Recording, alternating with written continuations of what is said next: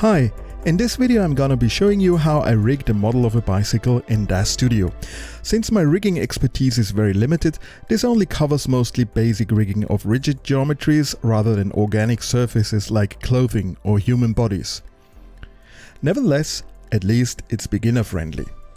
Recently I downloaded this model of a bicycle from Sketchfab. It's a freebie, so don't expect too much in terms of quality. Anyways, let's see if I can rig this in DAZ Studio. After having done some cleanup and minor modifications in Blender, I import the model in DAZ Studio. In my preparation I exported the model as OBJ and made sure I can import it in DAZ Studio using the standard settings.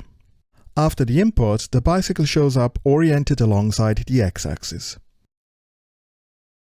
Before I start my rigging process, I make sure that my fiddling with the model in Blender did not mess up the UV mapping, so I apply the textures that came with the model. But so far everything looks good and I can advance to the first steps of rigging. As beginners, we might ask ourselves, what the heck is rigging, like I did before I got into it? Well, a 3D model like this is technically speaking just a bunch of vertices connected by edges, making up some faces. There are no movable parts designed, it is like it is. Sure, in a software like Blender you can select some vertices, edges or faces and move, scale or rotate them. But that is tedious and cumbersome if you always have to do that from scratch, especially if you have moving parts attached to other moving parts. DAZ Studio isn't even designed to alter the mesh in the way Blender does, which explains the existence of tools like Mesh Grabber or bridges to various other 3D software. So how am I supposed to rotate this crankshaft within DAZ Studio then? The solution for that is setting up a kind of skeleton within my model. The skeleton will have bones with an orientation in 3D space and a pivot point. The bone is also a node in the scene graph and will have a set of sliders which enables us to rotate, move and scale it.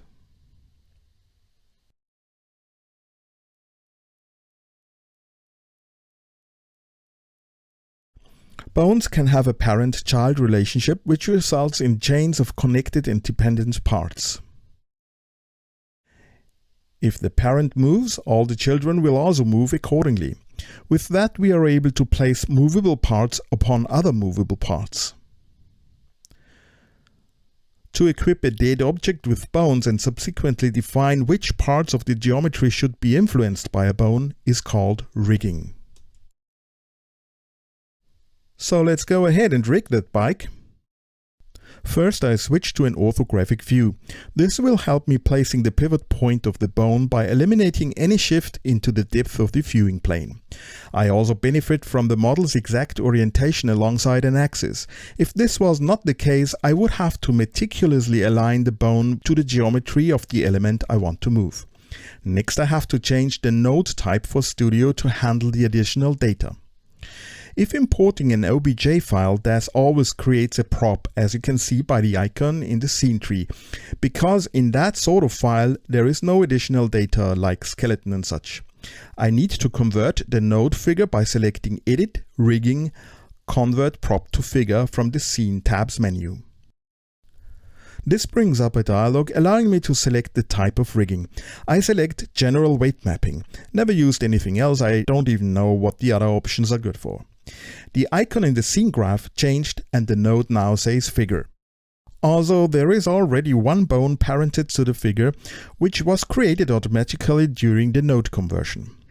Like all bones, it has a green center point, which is also the pivot point, and a red end point.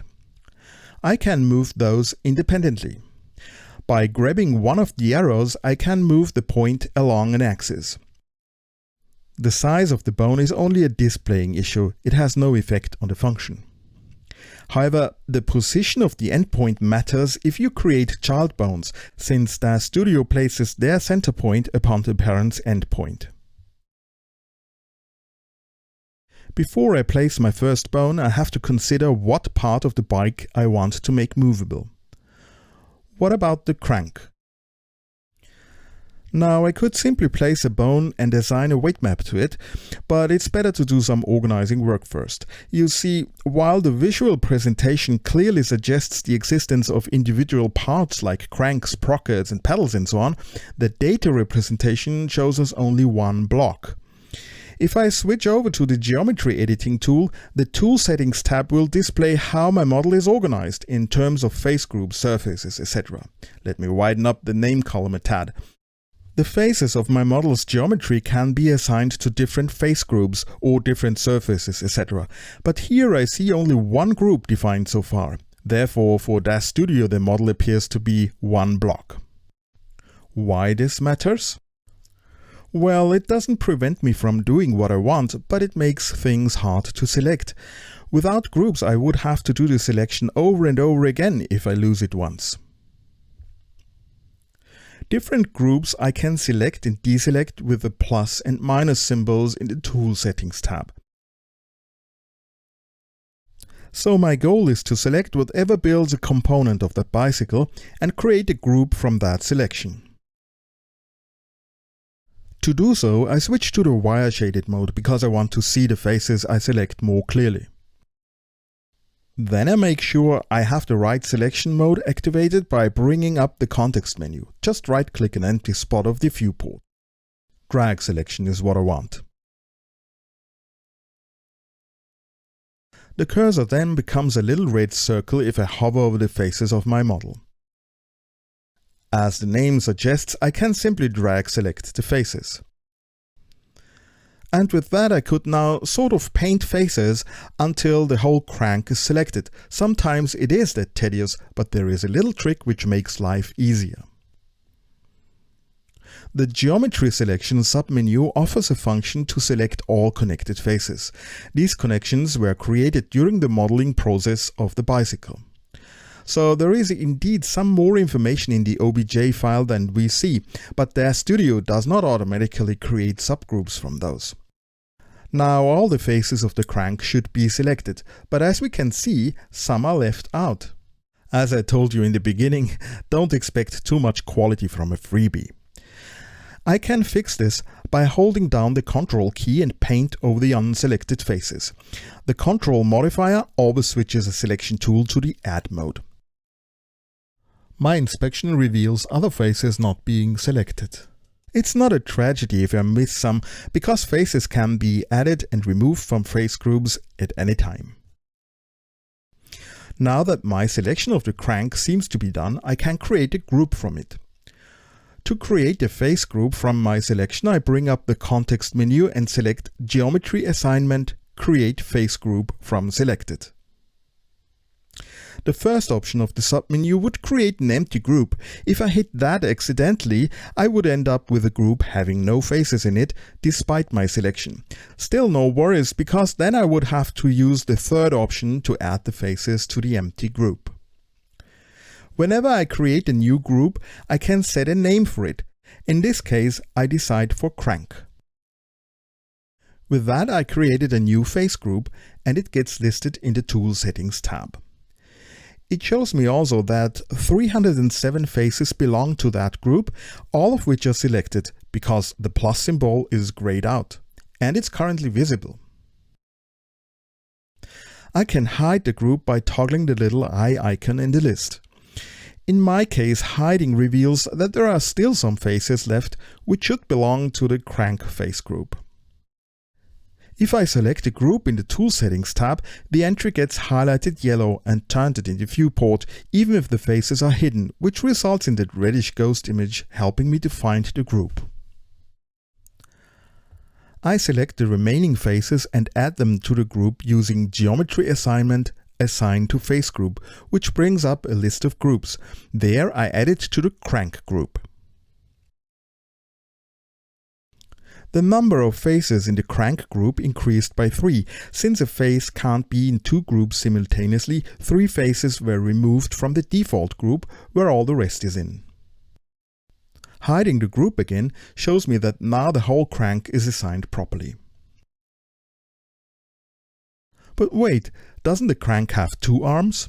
Yes, and this should be one movable part, so I have to add those faces to the group as well.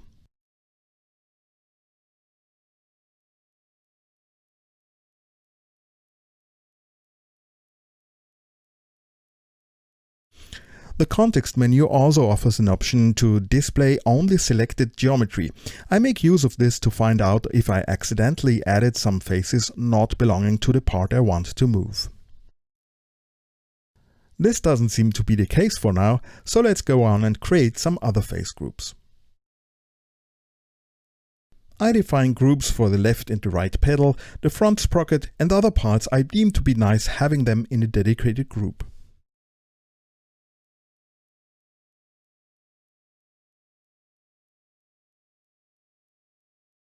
After having created a bunch of face groups, it's time to create and place some bones.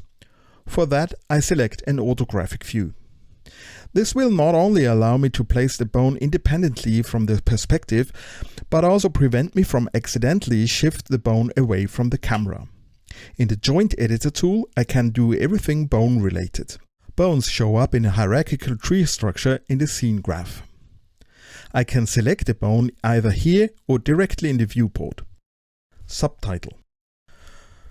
My model has already one bone as a result of conversion from prop to figure. This bone will be for all fixed parts, the frame basically. All other bones will be somewhere in its child hierarchy. The crank is attached to the frame, consequently I create a child bone for the frame bone. With the Joint Editor tool activated, the context menu now has a Create entry. There I select Create Child Bone. This opens up a dialog for naming the bone and setting up the orientation. I leave the orientation being the same like the parent bone, and for the name I choose crank. This dialog expects a name for the node DAZ Studio will create and a name for displaying it in the scene graph. The node's name must be unique. The label name should be unique. The dialog conveniently copies the node name to the label field once I leave the node field. After hitting Accept, Studio creates the child bone. Its center point is placed upon the end point of the parent bone. I can simply grab the center point of the bone and drag move it. Since I am in the orthographic view, it only moves along the plane spanned by the X and Y axis. We can also observe this in the Tool Settings pane for the Joint Editor. I have to precisely align the center point of the bone with the pivot point of the crank, otherwise it would have an ugly wobble if I rotate it. Luckily, the geometry with its even number of vertices helps me aligning the bone. After I place the bone, I check if the location makes sense from different viewing angles. The bone only has to be aligned in the XY plane because the rotation will also take place alongside this plane. Now I have my bone and I can rotate it with the slider in the Properties tab, but no geometry moves. This is because I still have to tell DAZ Studio which faces to move if I move the bone. Since the bone can have different rates of influence on different faces, I have to define not only what faces the bone moves, but also by how much. I have to draw a map, and this gets done with the Weight Map Editor tool. The Weight Map Editor allows me to paint a map onto my faces. Let me show you an example. Here I have the model of a jacket. In the Tool Settings menu I click Add Map, so that I get an entry for a map, and I make sure that the Weight Brush tool is selected. Now I can paint on my model's faces. The blue portions get less influence, hence there will be hardly any movement if I manipulate the bone. The red portions get fully influenced, so all the movement of the bone will be applied onto the mesh.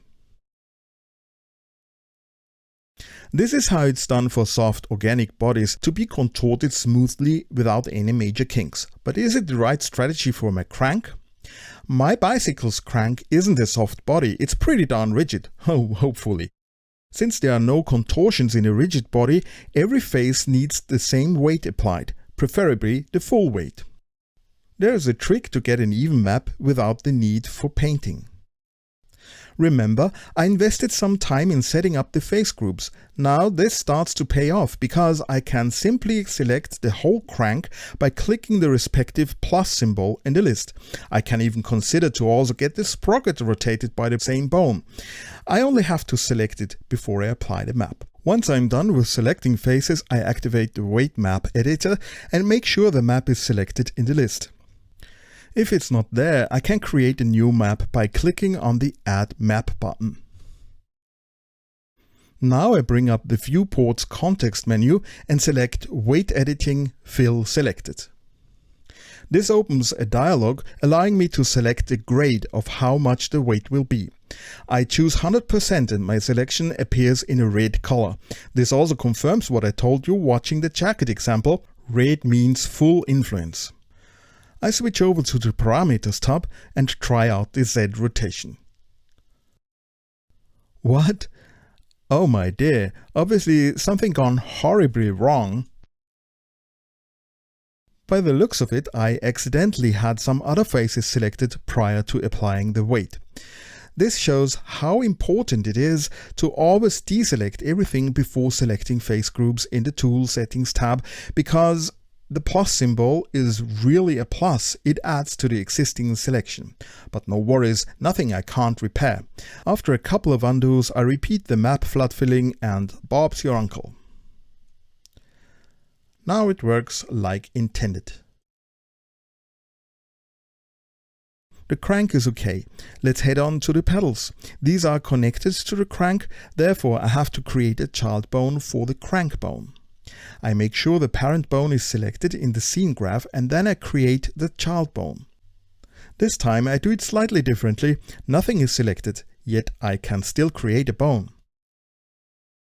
Before I move the bone, I again set the viewport to the orthographic front view. When I move the center point, the end point always stays in place. The bone's visual representation doesn't change the orientation, but grows to match the distance between center and end point. The pedal has no further element attached. This bone will not have any children. Still, I place the end point just to make it look appropriate. The alignment in the XY plane needs to be exact, but an alignment along the Z-axis isn't necessary at all, yet still I do it just for the better looks of it. Who knows what I'll need in the future. Maybe I want to look it broken or whatever.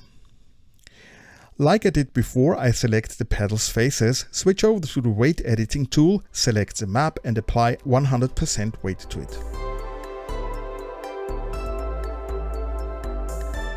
After briefly testing the function, I continue with the other pedal, which I sincerely skip because there is nothing new in the process.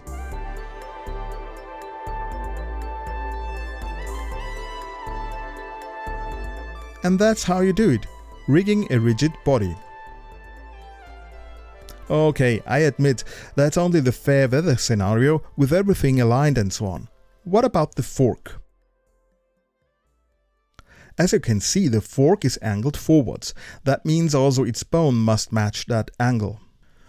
First I get rid of the frame, it only irritates. Then I create a bone named fork and I move it to the top point of the fork contraption. This time I align the start and end point precisely with the vertex that appears to be in the axis of the fork.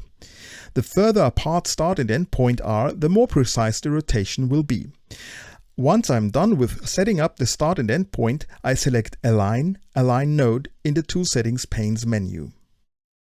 This will cause the selected bone to get aligned between the start and end point. In the top view, I can assure that the bone's position on the Z-axis is also correct. I can rely on that because the bone for the frame, that is the fork's parent bone, has its end point at the frame's symmetry axis, which is also the symmetry axis of the fork. The bone is aligned and now it's time for the map. In my usual fashion I select the fork's geometry. Make sure that nothing else is selected accidentally.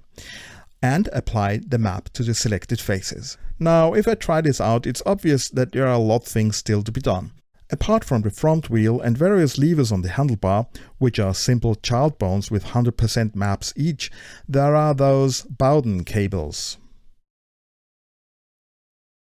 These are hanging in the air because they are not part of the fork, but somehow they are.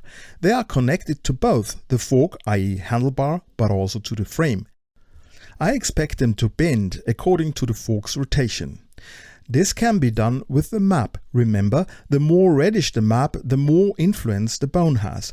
For a bend, I need a map that gradually decreases the bone's influence on the particular faces.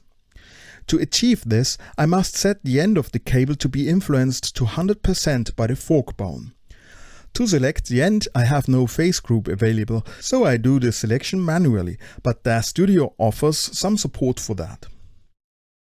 I could use the lasso select, but I decide for the loop tool. I select two adjacent faces, and in the viewport's context menu I go for Geometry Selection, Select Loop.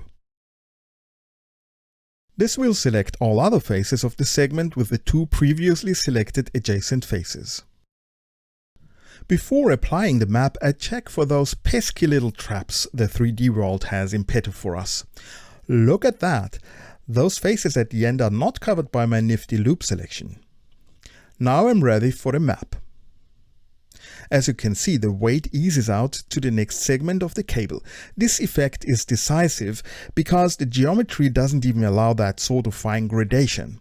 For now there is only full movement for the first segment and nothing for the next one. But it's a hint that this half-filled segment would have the most ugly contortion, because it still connects the moving part with the fixed one. To get a smooth weight over multiple segments, I select the loop which is in the middle of the section I want to bend. Then I expand the selection by hitting Geometry Selection, Grow Selection repeatedly until it hits the segment having the 100% weight already applied. You better wanna do that with a shortcut. And now in the viewport's context menu, I choose Weight Editing Smooth selected. A dialog opens with sliders for a smooth factor and number of iterations. This requires some experimentation. For my purpose, higher numbers delivered the better result. After hitting Accept, DAZ Studio eases out the weight over multiple faces. The yellow part marks the end of the bone's influence, and I'm not overly satisfied with the result. It ends too early. I hit Ctrl Z for undoing my last operation and play with the smooth function's parameters. This time it's even worse. After some experimentation I get this. The movement of the handlebars result in a smooth bending of the cable. However, it's always good to thoroughly test what you've done at an early stage. A flaw like this can send you back to the start. And another good practice I painfully found out is to save the project, either the whole scene or just the sub, frequently and in various stages, since the undo stack in DAZ Studio is ridiculously limited. At the end of the day, credibility is what counts, and this very often is a trade-off between the doable perfection and the time you are willing to invest. In my case, that means I'm not using this rigging for animation, just for stills. I'm aware that the model is low quality anyways, so I call it quit for now and be happy with it. Applying the map for the Bowden cables was the most time-consuming task of the whole rigging process. But also small things can be annoying, and every little trick to speed up the workflow is very welcome. I'm working on the elements of the handlebars. Here I got the left brake lever moving. But there is also a right brake lever. The handlebar is symmetric, hence most of the coordinates for the right lever's bone are the same than the left lever's. I bring up the viewport's context menu and click Create Sibling Bone. DAZ Studio creates a bone in the same hierarchy level of the previously selected one. Studio creates a generic name for this bone, which I change using Edit Rename Node in the context menu.